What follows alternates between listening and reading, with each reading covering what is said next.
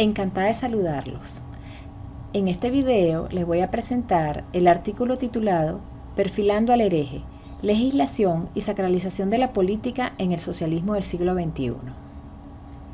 Una premisa de este trabajo es que el socialismo del siglo XXI, en el poder desde el triunfo presidencial de Hugo Chávez en el año 1998, ha implantado en Venezuela un sistema de rasgos totalitarios. En ese sentido, una de sus características definitorias es que el socialismo del siglo XXI se propone como la referencia de valores absolutos. Por esta razón, tiende a construir un enemigo ontológico, el enemigo de la revolución. Otra característica típica de los sistemas que tienen rasgos totalitarios es la presencia de un líder que es representado en el espacio público por parte de la propaganda de la revolución como un ser de rasgos divinizados que se proyecta hacia la sociedad como un Mesías redentor que va a rescatar a la colectividad de una opresión sufrida a manos de un actor, una colectividad, un sistema que se representa como la encarnación del mal y el antagonista por excelencia de los valores defendidos por la revolución. En el caso de la revolución bolivariana, la figura carismática de Hugo Chávez cumplió las funciones de este líder mesiánico durante los primeros 3 lustros del socialismo del siglo XXI en el poder. Sin embargo, después de su desaparición física en el año 2013, la revolución bolivariana entró a su fase poscarismática, en la cual se esforzó particularmente por desarrollar una propaganda o un discurso en el espacio público destinado a sacralizar la política y a construir a Hugo Chávez como una suerte de divinidad. Complementariamente, también desarrolló esfuerzos para profundizar los términos de la revolución en cuanto a los mecanismos de control social se refiere. Por otra parte, la conflictividad política de la nación se hizo sensible, particularmente entre los años 2014 y 2017, y Nicolás Maduro debió hacer arreglos institucionales para consolidarse en el poder y reducir las manifestaciones de protestas y disidencias en la nación. Se entiende que la ley contra el odio se enmarca entonces dentro de lo que sería la estructura desarrollada en el aparato judicial para asegurar la represión y control de la población. Como contexto del surgimiento de esta ley, debemos explicar que a mediados de 2017, con la justificación de dar fin a meses de protestas callejeras, Nicolás Maduro llamó a la formación de una Asamblea Nacional Constituyente. La Asamblea Nacional Constituyente aprobó la Ley Constitucional contra el Odio por la Convivencia Pacífica y la Tolerancia, conocida como Ley contra el Odio y que se aludirá así en este video. Fue promulgada en Gaceta Oficial número 41.274 del 8 de noviembre de 2017. Se propone en este artículo que esta ley se encuadra dentro de una dinámica de consolidación de un sistema de rasgos totalitarios.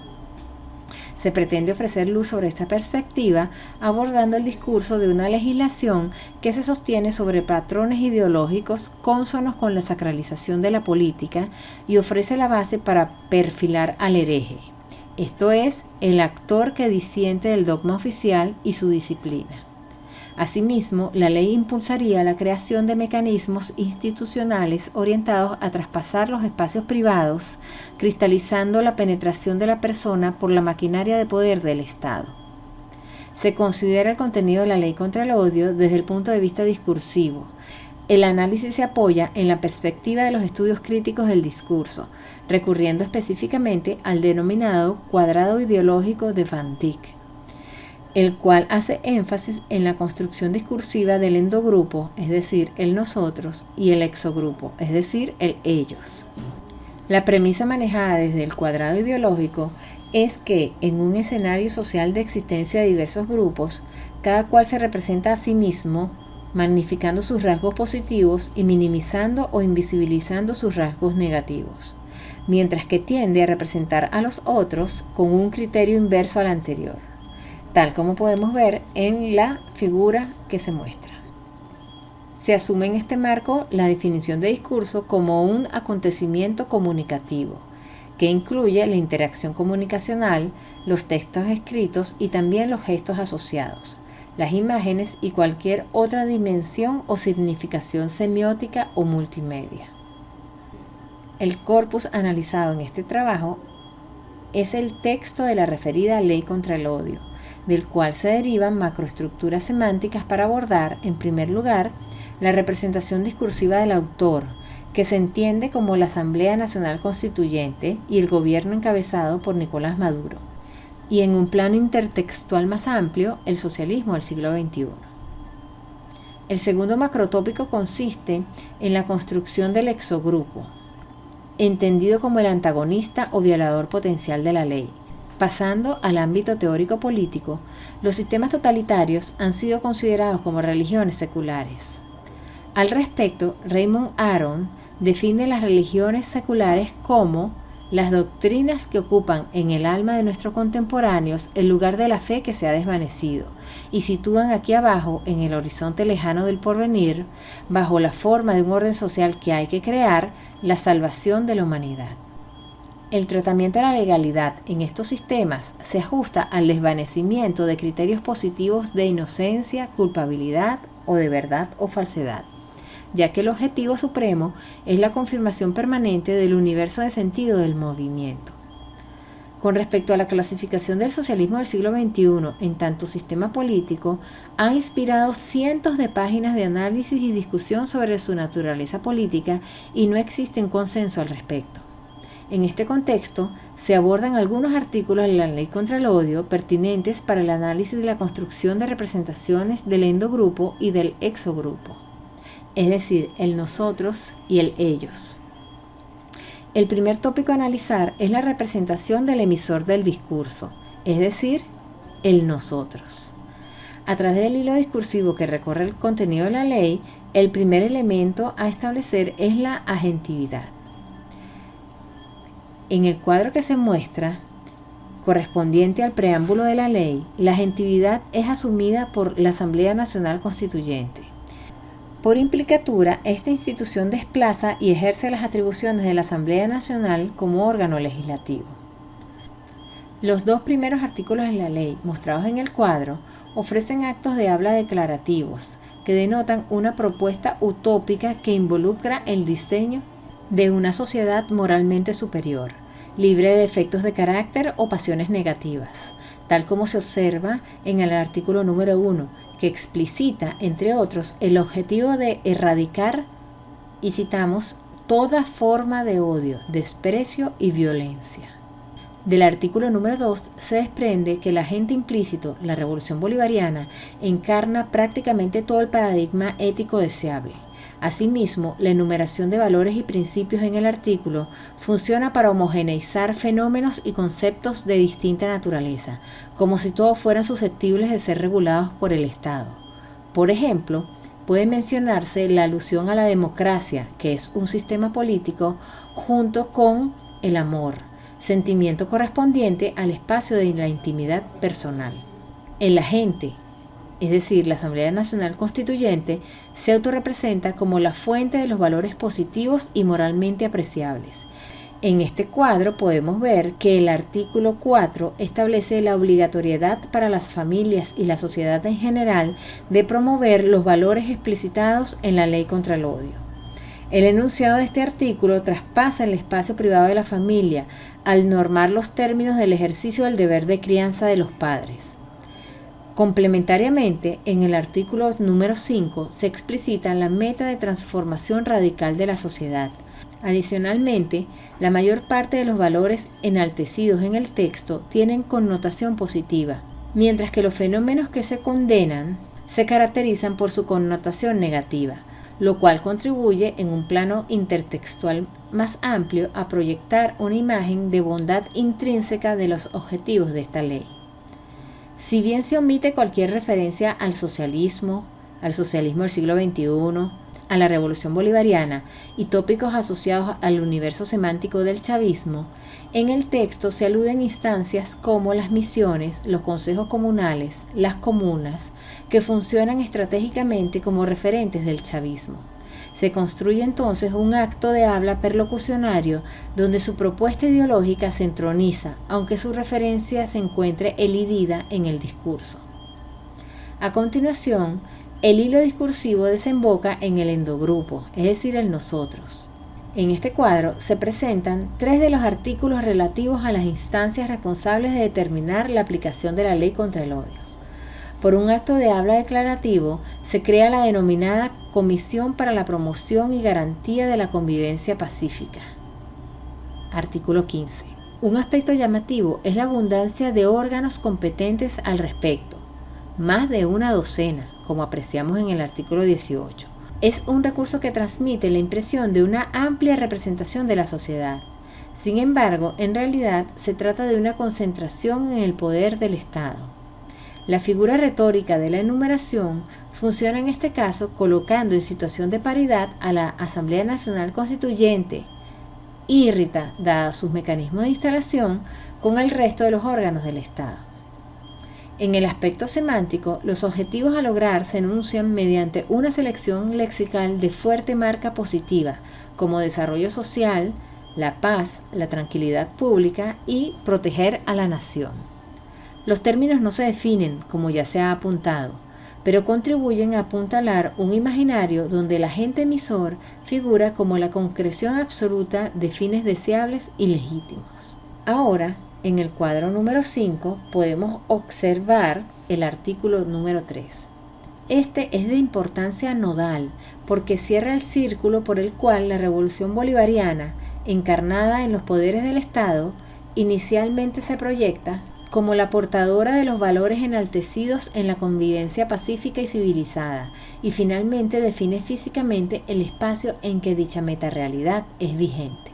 Complementariamente, se aborda la representación del hereje, es decir, el adversario real o potencial que contradice la utopía revolucionaria, tal como podemos ver en el cuadro número 6.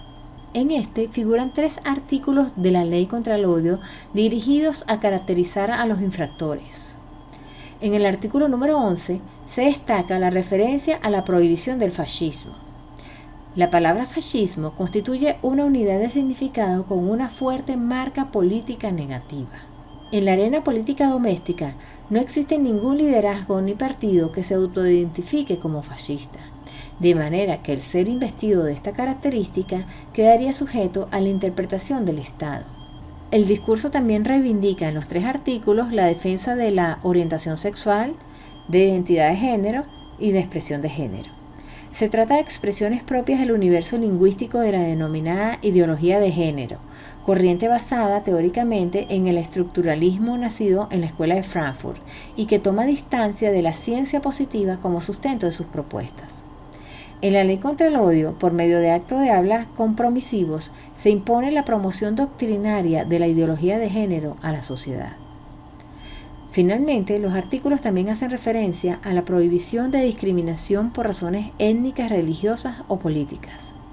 Con la enumeración como figura retórica, se introducen variables étnicas y religiosas prácticamente inexistentes como causas de conflictividad doméstica venezolana, mientras que se relativiza y oscurece la variable política, al quedar dimensionada paritariamente con las otras.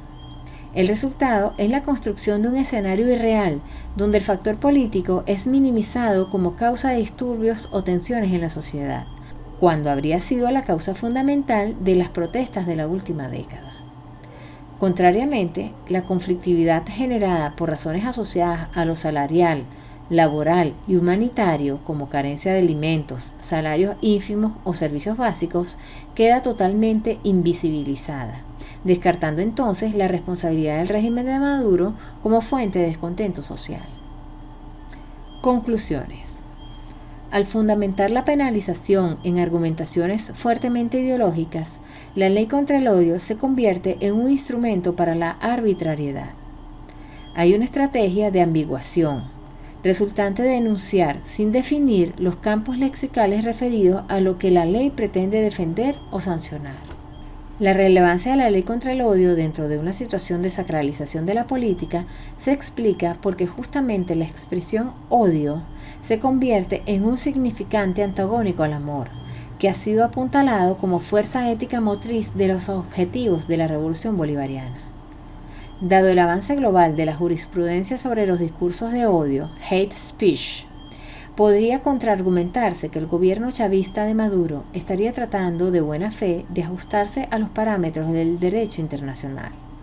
No obstante, la totalidad de los procesos judiciales abiertos a partir de su puesta en ejercicio ha afectado exclusivamente a quienes evidenciaron en sus actuaciones alguna diferencia o crítica a la narrativa oficial. La lógica discursiva de la ley contra el odio termina convirtiéndola en una plantilla que crea las condiciones para sacralizar la política y abrir un espectro amplio de infractores potenciales.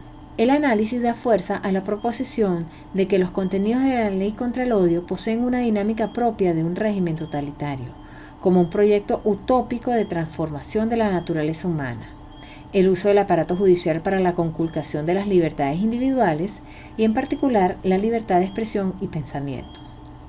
Queda claro el objetivo de fundir al individuo con el Estado en el marco de un discurso que se vale de recursos místicos para validarse.